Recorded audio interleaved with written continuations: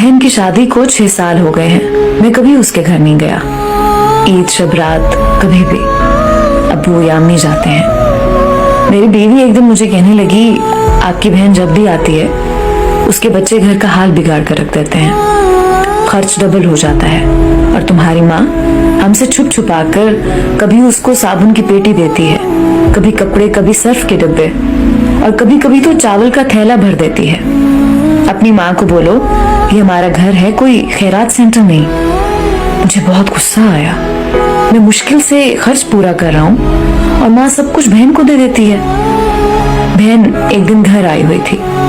उसके बेटे ने टीवी का रिमोट तोड़ दिया। मैं माँ से गुस्से में कह रहा था, माँ बहन को बोलो यहाँ ईद पे आया करे बस, और ये जो आप साबुन, सर्फ और चावल का थैला भर कर देती है ना, इसको बंद करें सब। माँ चुप रही, लेकिन बहन ने सारी बातें सुन ली थी। मेरी बहन कुछ ना बोली। 4 बज रहे थे। अपने बच्चों को तैयार किया और कहने लगी, भाई मुझे बस स्टॉप तक छोड़ाओ।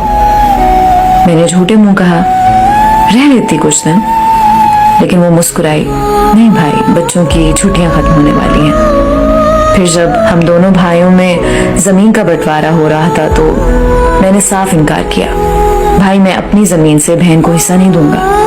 बहन सामने बैठी थी, वो खामोश थी, कुछ न बोली। माँ ने कहा, बेटी का भी हक बनता है, लेकिन मैंने गाली देकर कहा, कुछ भी हो जाए मैं बहन को हिस्सा नहीं दूंगा।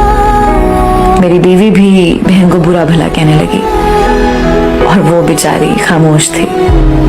बड़ा भाई अलहदा हो गया कुछ वक्त के बाद और मेरे बड़े बेटे को टीबी हो गई। मेरे पास उसका इलाज करवाने के लिए पैसे नहीं थे।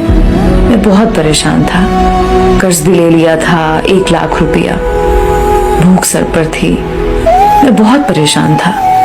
कमरे में अकेला बैठा था, शायद रो रहा था अपने हालात पे। उस वक्त वही बहन घर आ गई। मैंने गुस्से से बोला, अब ये आ गई है मनहूस। मैंने बीवी को कहा, कुछ तैयार करो बहन के लिए।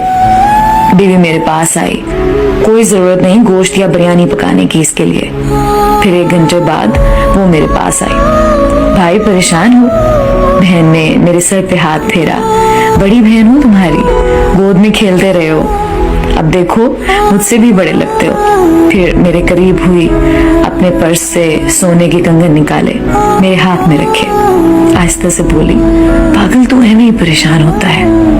बच्चे स्कूल थे, मैंने सोचा दौड़ते दौड़ते भाई से मिलाऊं, ये कंगन बेचकर अपना खर्च कर, बेटे का इलाज करवा, शक्ल तो देख, जरा क्या हालत बना रखी है तूने अपनी। मैं खामोश था, बहन की तरफ देखे जा रहा था। वो आहिस्ता से बोली, किसी को ना बताना कंगन के बारे में, तुमको मेरी कसम है। मेरे माथे पे बूसा किया और 1000 रुपया मुझे दे दिया, जो 150 के नोट थे। शायद वो उसकी जमा पूंजी थी। मेरी जेब में डालकर बोली, बच्चों को गोश्त ला देना, परेशान ना हुआ कर। जल्दी से अपना हाथ मेरे सर पे रखा और कहा कि देख कैसे तेरे बाल सफेद हो गए। वो जल्दी से जाने लगी।